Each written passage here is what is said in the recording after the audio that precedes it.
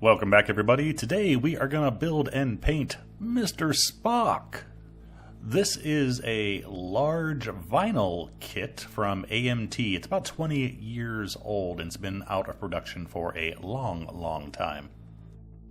I don't think anyone nowadays still makes soft vinyl model kits, so I'm going to show you exactly how you build these because every material needs to be treated a little bit differently.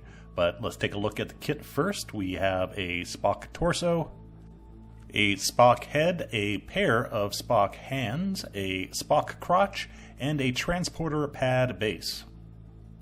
Now the first thing we want to do with a vinyl kit like this is to wash it. To the face. If she's resistant, there's a chance he can use that to cure his. Step 2 is to trim away the flash. For this you need a bowl of warm water and a cat.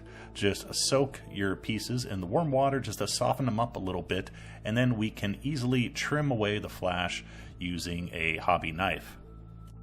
The warmer the water, the softer the vinyl, so you don't want to use too hot of water or you'll literally go through this like a hot knife through butter.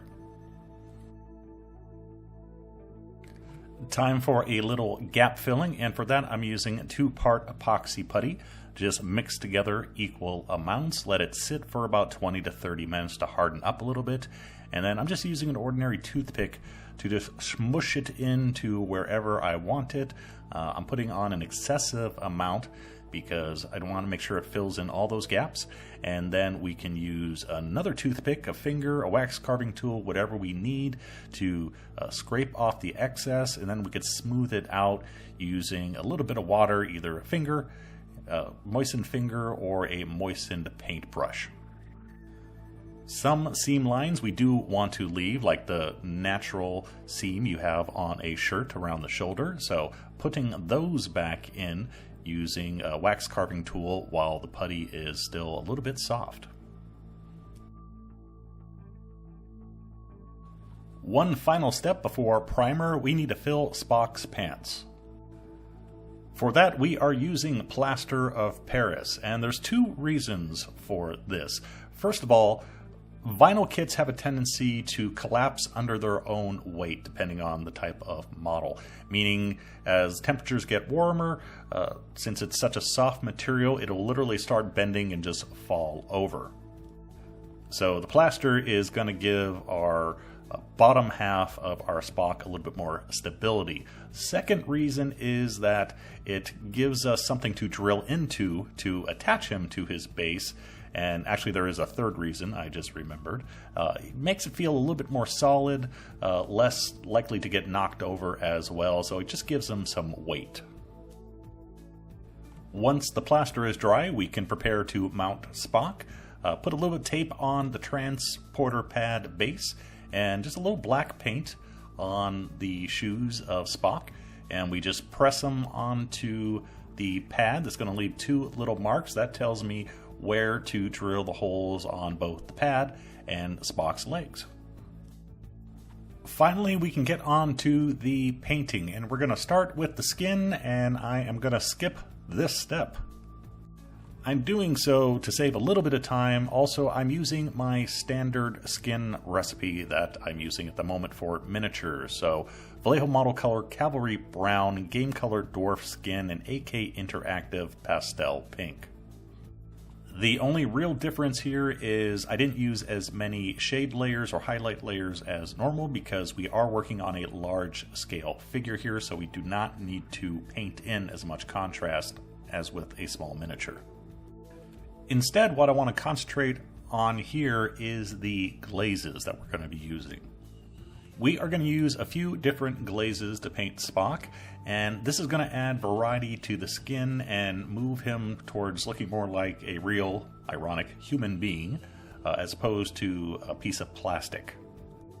Initially, I was planning to really go to town with the glazes here, but I actually ended up only using a few. First, flat brown to add a little bit of color to the recessed areas, and then military green for an overall slight green hue to his skin.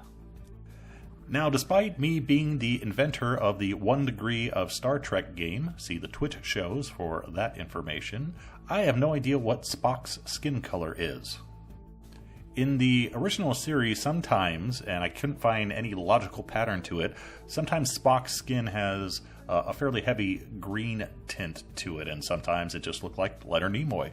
But I am going with a green tone here, just a little bit, mainly because eventually I plan to paint Kirk as well, and I want their skin tones to look different.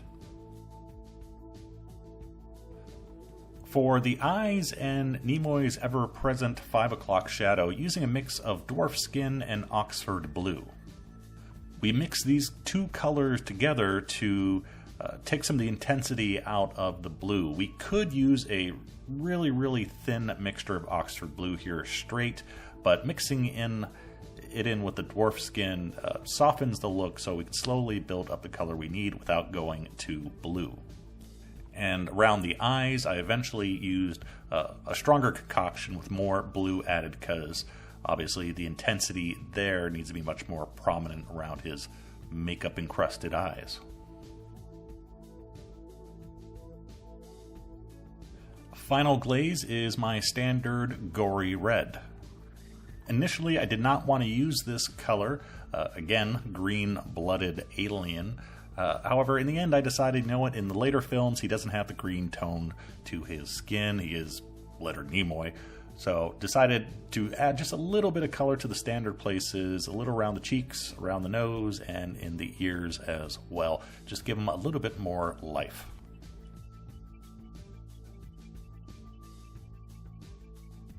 Almost done with the head, thank goodness. Still have to paint the hair and eyebrows.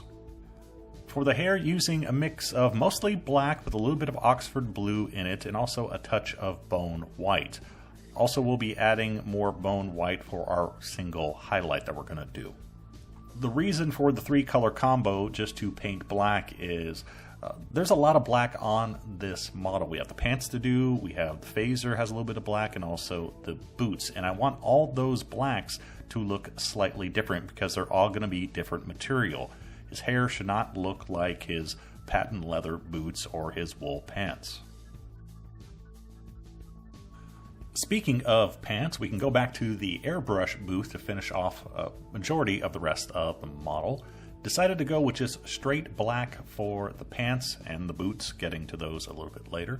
But straight black for the pants, no highlighting at all because they look pretty much just pure black on the TV show. They very rarely reflect any light, so I just wanted them just solid black and that's it. For the shirt, I'm using about a 50-50 mix of medium blue and magic blue. And then once this is on, just hitting it from the top down with just straight magic blue. In hindsight, I probably should have gone a little bit more pastel with this. The blue came out very nice, but I think comparing it to the original show just looks a little too bright and intense. So if you are following along at home, probably something more like a magic blue and light blue I think would be a better match. Or perhaps there's a pastel blue in the Vallejo range that I'm not aware of that will work perfectly straight out of the bottle. With the pants, we can get away with basically no highlighting or shading because there's no real folds in them. The shirt is a little bit different. We have the very light highlight with the magic blue, and also for the tighter folds going in with a very thin mixture of medium blue and black to highlight them. In the tighter folds, we have a stronger concentration. In the softer folds here, I'm putting on a little bit more thin and softer, so using the same color, 2 different concentrations depending on the shape of the folds.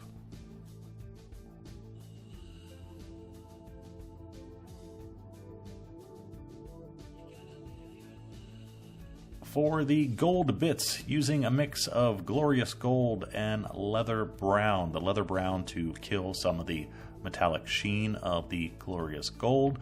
Obviously this is not a block of gold or some polished metal. This is a shirt.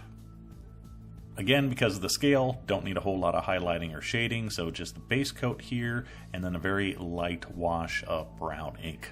done and done. Time to paint the transporter pad, and hey, here's a weird story. First of all, yes, I did re-drill the holes on the base to mount Spock, don't judge me. Second thing is, I wanted kind of a sparkly blue transporter pad effect looking base. So it began with Vallejo Model Air Chrome, and then over that I airbrushed some thin Vallejo Game Color blue ink. The problem was I sprayed the ink a little bit too fast, and so it started to dry blotchy because I put too much down at one time. So decided to go back and try to do it again, so I resprayed chrome over the blue ink off camera, and once I did that, it actually looked a hell of a lot better. So this was a chrome blue ink chrome paint job.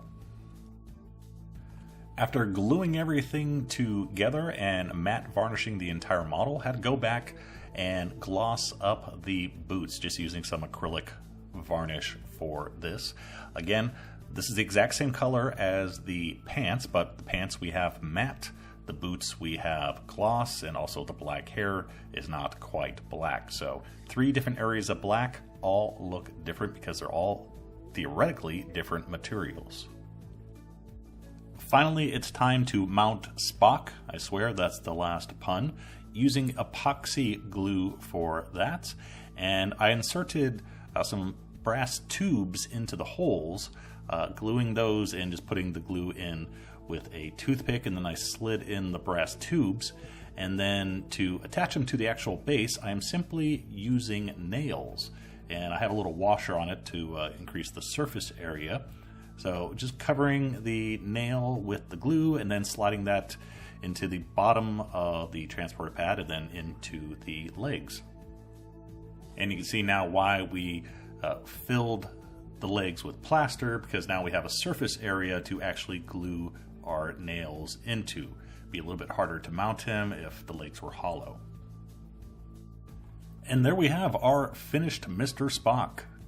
Not bad for a weekend build. Unfortunately, a weekend took me about 2 weeks, but that's pretty good for me.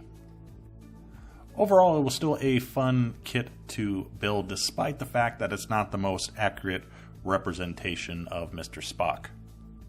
As you can likely tell, the hands are way too big and the arms are a little bit too long and thin. And from what I read online, this is the most accurate of the 4 Star Trek kits that AMT has or had available.